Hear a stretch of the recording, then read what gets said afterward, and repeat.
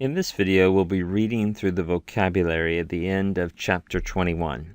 Dekomai means I take, I receive, I welcome. And this is a middle-only verb, thus the lexical form ends in omai. Why is this middle-only? Well, it is a verb of reciprocity. You think about there are two parties, right? You can't take or receive or welcome someone without two parties. If you're talking about two different people welcoming someone or receiving someone. And so if you remove one of those, then the action cannot happen.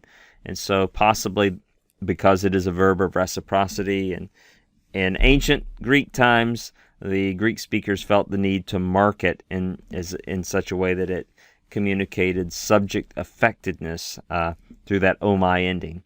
Okay, dikaiao is to declare righteous, to justify.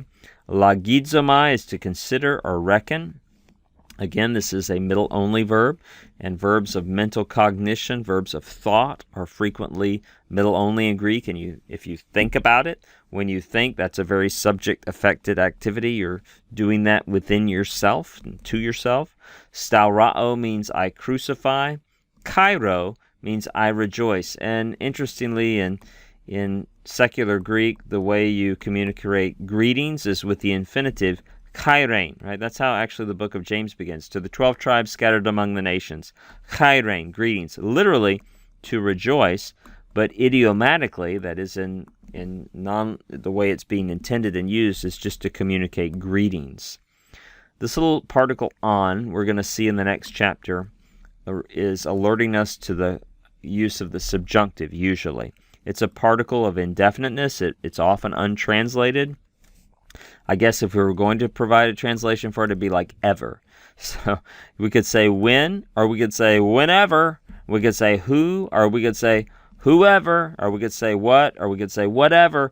We're not always going to translate it that way, but you can see how it communicates this idea of it's more open-ended.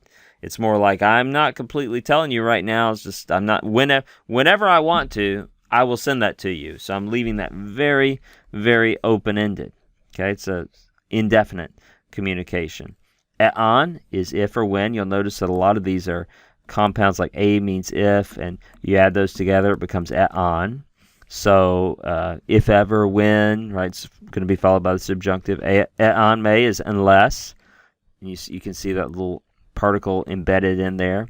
Hina means in order that or so that. That also will be followed by the subjunctive. Notice it basically is the particle on in reverse order, right? On. Hina is on reversed. Hina. That's just more of a memory device than actual morphology there, just to help you recognize it will be followed by the subjunctive. Hapu means where.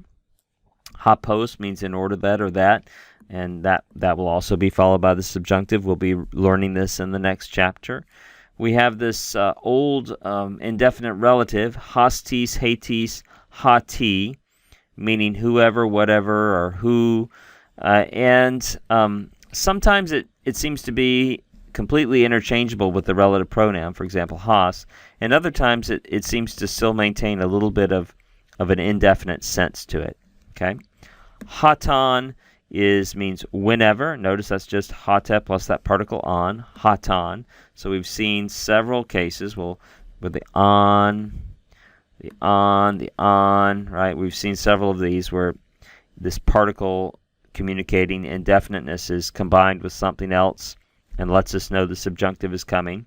Hate by itself, without the particle on added in, means when.